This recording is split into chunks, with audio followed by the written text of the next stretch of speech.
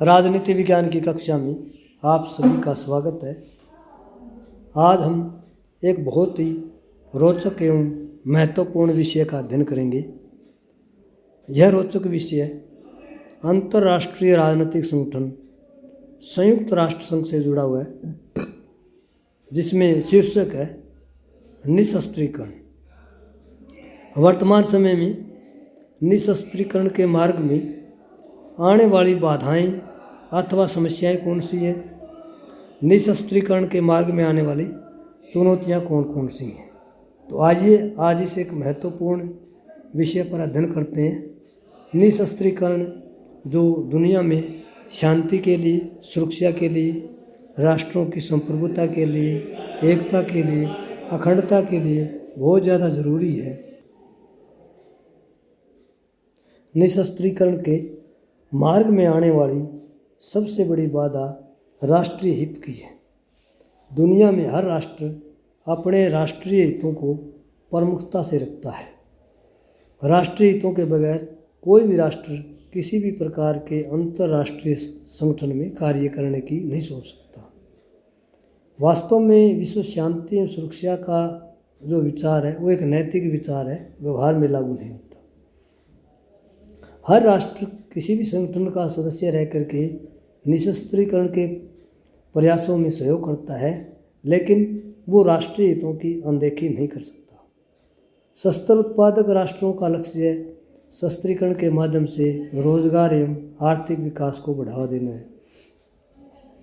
शस्त्र विहीन राष्ट्र अपनी रक्षा, सुरक्षा व प्रतिरक्षा के लिए निशस्त्रीकरण नहीं करना चाहते। यानी दोनों तरफ से देखें, जो हथियार उत्पादक देश हैं वो चाहते हैं कि उनका आर्थिक जो विकास है और ज़्यादा बढ़े, उनकी सेल बढ़े, उनका रोजगार जो इंडस्ट्री है और ज़्यादा विकसित हो।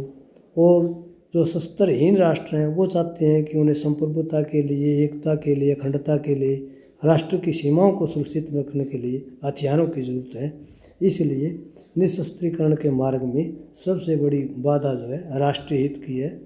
राष्ट्र निशस्त्रीकरण को लेकर के राष्ट्रीय हितों से कभी भी समझौता नहीं करते। निशस्त्रीकरण के मार्ग में दूसरी बड़ी बाधा जो है सुरक्षा और संप्रभुता की है। दुनिया का हर राष्ट्र जो है सबसे पहले अपने राष्ट्र की सुरक्षा को ध्यान में रखता है। निशस्त्रीकरण के नाम पर वो राष्ट्र की सुरक्षा को खतरे में नहीं रख सकता, राष्ट्र की संप्रभुता को खतरे में नहीं रख सकता। इसलिए निशस्त्रीकरण के अब तक के प्रयास असफल रहे हैं। विकासशील राष्ट्रों के समक्ष राष्ट्रीय सुरक्षा एवं संप्रभुता की बड़ी चुनौती रहती है। विकसित राष्ट्र शस्त्रों के बल पर ही पिछड़े राष्ट्रों को हर क्षेत्र में चुनौती पेश करते हैं। तो निशस्त्रीकरण के मार्ग में एक बड़ी जो बाधा है वो राष्ट्रीय सुरक्षा की है कि राष्ट्रीय सुरक्षा को कैसे सुनिश्चित करें, राष्ट्र की सीमाओं की सुरक्षा कैसे करें, राष्ट्र की संप्रभुता की, एकता की, अखंडता की रक्षा कैसे करें। तो इसके लिए ज़रूरी है कि निशस्त्रीकरण का जो चैलेंज है, निशस्त्रीकरण का जो प्रयास है वो इसलिए असफल हो रही है। निशस्त्रीकरण के मार्ग में आने वाली एक बड़ी बाधा जो है राष्ट्रीय एकता और अखंडता की है। विश्व में प्रत्येक राष्ट्र का प्राथमिक हित उसकी एकता व अखंडता को बनाए रखना है। भारत व पाकिस्तान के बीच कश्मीर समस्या को लेकर अब तक 4 युद्ध हो चुके हैं। दोनों राष्ट्र जो है राष्ट्रीय एकता अखंडता पर समझौता नहीं कर सकते।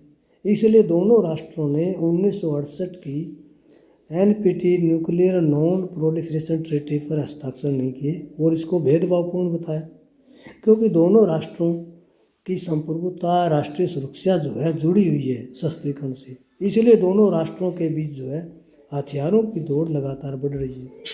1998 में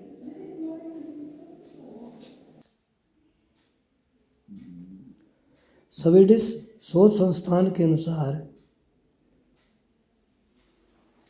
भारत हथियारों का सबसे बड़ा आयातक देश है और अमेरिका सबसे बड़ा निर्यातक देश है। तो एक प्रकार से हम कह सकते हैं कि दुनिया में हर राष्ट्र अपनी एकता, अखंडता को बनाए रखना चाहता है और उसी से जो है शस्त्रीकरण बढ़ रहा है, हथियारों की प्रतिस्पर्धा बढ़ रही है। या एक देश किसी प्रकार से परमाणु विस्फोट कर लेता है तो कुछ समय बाद उसका प्रतिद्वंदी राष्ट्र भी परमाणु विस्फोटक जो कार्यक्रम है वो उनको पूरा करता है। और भारत और पाकिस्तान के बीच में ये उदाहरण बिल्कुल जो है सिद्ध हो रहा है कि राष्ट्र की एकता और अखंडता जो है एक बड़ा खतरा है। इसी के कारण निशस्त्रीकरण की जो प्रक्रिया है वो सफल नहीं हो रही। निशस्त्रीकरण के मार्ग में एक बड़ी रुकावट जो है आपूर्तिकर्ता राष्ट्रों का आर्थिक दृष्टिकोण है।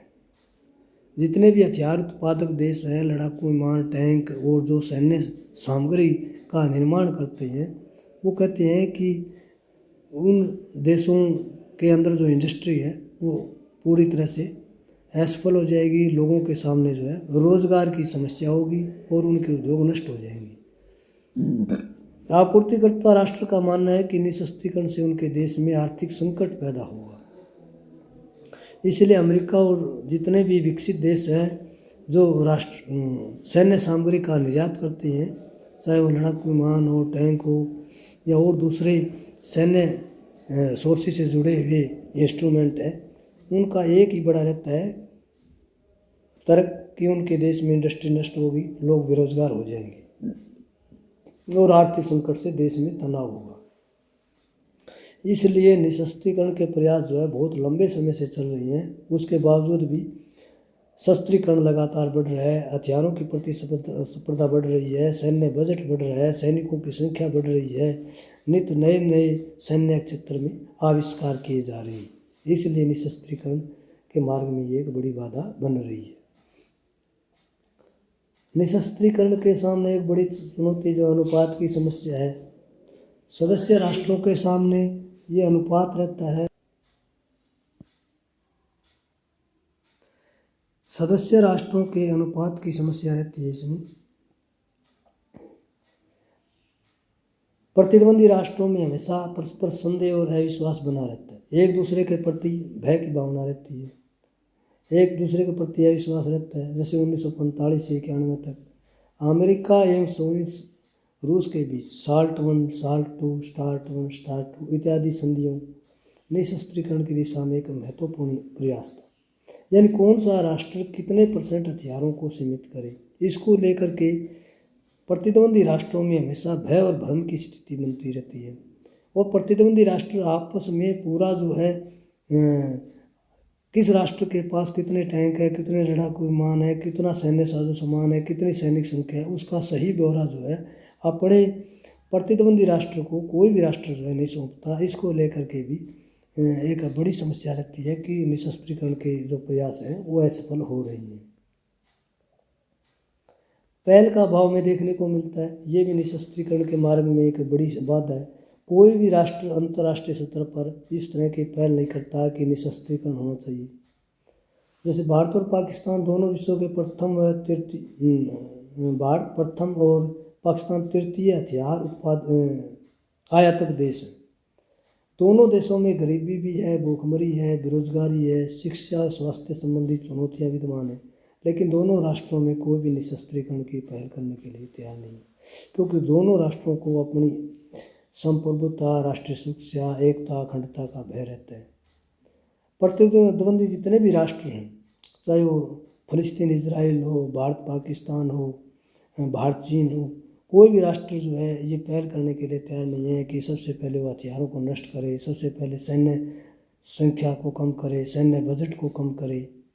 पहल कोई नहीं करना चाहता। इसलिए जो है निशस्त्रीकरण के अब तक के जो प्रयास हैं वो सफल नहीं हो पा रहे और एक बड़ी बाधा के रूप में उभर करके सामने आ रहे। निशस्त्रीकरण के मार्ग में एक बड़ी बाधा राष्ट्रों में अविश्वास है। एक राष्ट्र का दूसरे राष्ट्र के प्रति भ्रम रहता है, पूरी तरह से विश्वास नहीं हो पाता कि प्रतिद्वंदी राष्ट्र के पास जो है सैन्य साजो सामान कितना है, सैनिक संख्या कितनी है, उसके गुप्त सैनिक अड्डे कितने हैं, उसके पास लड़ाकू टैंक कितने हैं, लड़ाकू विमान कितने हैं, मिसाइल कितनी है, कितनी मारक क्षमता की है। अविश्वास की स्थिति बनी रहती है। जैसे भारत और पाकिस्तान के बीच नियंत्रण रेखा पर बार बार युद्ध विराम का उल्लंघन होना शस्त्र प्रतिस्पर्धा को ही बढ़ावा देता है।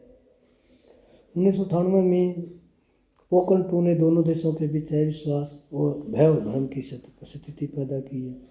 भारत ने अपनी सुरक्षा के लिए पोखरण 2 किया, उसके कुछ समय बाद पाकिस्तान ने भी परमाणु विस्फोट की। इससे दोनों राष्ट्रों में और ज़्यादा तनाव बढ़ा, दोनों राष्ट्रों के बीच अविश्वास बढ़ा, दोनों राष्ट्रों के बीच जो है एक दूसरे के प्रति भय की भावना का और ज़्यादा उदय हुआ है। तो राष्ट्रों में अविश्वास की कमी भी शस्त्रीकरण को बढ़ाती है और निशस्त्रीकरण के मार्ग में रुकावट बन करके खड़ी हो जाती है। निशस्त्रीकरण के मार्ग में एक बड़ी जो चुनौती है वो वास्तविक स्थिति का अभाव। राष्ट्र अपनी सैन्य संख्या, लड़ाकू विमान, टैंक, मिसाइल, वायुसेना के ठिकाने इत्यादि की वास्तविक जानकारी छिपाते हैं। प्रतिद्वंदी राष्ट्र भी अपने घातक हथियारों व गुप्त सैन्य ठिकानों की जानकारी छिपाते हैं। शस्त्रों एवं सैन्य साजो सामान की पर्याप्त एवं वास्तविक जानकारी के अभाव में निशस्त्रीकरण की दिशा में प्रयास करने वाले संगठनों के सामने बड़ी चुनौती है। तो जब तक वास्तविक स्थिति नहीं होगी तो दूसरे राष्ट्र जो है उस पर कैसे विश्वास करेंगे। अविश्वास की जो स्थिति है वही जो है शस्त्रीकरण को बढ़ावा देती है। इससे हथियारों में प्रतिस्पर्धा बढ़ती है और निशस्त्रीकरण के जितने प्रयास किए जाते हैं वो असफल हो जाते हैं। कमज़ोर राष्ट्र का प्रतीक भी एक बड़ी चुनौती के तौर पर है। जो राष्ट्र वर्तमान समय में गैर परमाणु शक्ति संपन्न राष्ट्र हैं वो अपने आप को कमज़ोर मानते हैं। परमाणु शक्ति संपन्न राष्ट्र परमाणु शक्ति विहीन राष्ट्रों को अपने नियंत्रण में रखने की कोशिश करते हैं। अंतर्राष्ट्रीय राजनीति में परमाणु शक्ति संपन्न राष्ट्र हमेशा विकासशील राष्ट्रों को प्रभावित करने का प्रयास करते रहते हैं। उदाहरण के लिए भारत और पाकिस्तान के बीच नियंत्रण रेखा पर जब भी कोई तनाव होता है तो पाकिस्तान परमाणु राष्ट्र की धमकी देता है कि वो परमाणु राष्ट्र है और वो अपनी परमाणु क्षमता का प्रयोग कर सकता है। तो कमज़ोर राष्ट्र एक प्रकार से इसे हथियार शक्ति के रूप में लेते हैं और इसी से जो है निशस्त्रीकरण के प्रयास हैं वो सफल नहीं हो रहे। अंतर्राष्ट्रीय नैतिकता का अभाव भी हमें निशस्त्रीकरण के मार्ग में बड़ी चुनौती के तौर पर दिखाई देता है। सभी राष्ट्र सिद्धांत में शांति प्रिय हैं लेकिन व्यवहार में अपनी संप्रभुता, एकता, अखंडता के प्रति संवेदनशील रहते हैं। वास्तविक नियंत्रण रेखा पर भी तनाव को लेकर चीन लद्दाख को तिब्बत का हिस्सा मानकर अंतर्राष्ट्रीय नैतिकता के नाम पर भारत के लिए चुनौती पैदा करता है। तो अंतर्राष्ट्रीय नैतिकता का जो आचरण है वो कई बार जो है निशस्त्रीकरण के मार्ग में एक रुकावट बन करके खड़ा है। तो आज का हमारा लेक्चर था कि अंतर्राष्ट्रीय स्तर पर शांति और सुरक्षा के संबंध में निशस्त्रीकरण की जो प्रयास चल रहे हैं उसके मार्ग में आने वाली कौन कौन सी बाधाएं हैं, कौन कौन सी चुनौतियां हैं। निशस्त्रीकरण की बाधाओं से संबंधित आज का ये वीडियो लेक्चर आपको कैसे लगा कमेंट करके ज़रूर बताइएगा। अगर ये लेक्चर पसंद आता है तो इसे लाइक कीजिए, अपने मित्रों के साथ शेयर कीजिए और मेरे इस यूट्यूब चैनल को सब्सक्राइब करना न भूलिए। धन्यवाद।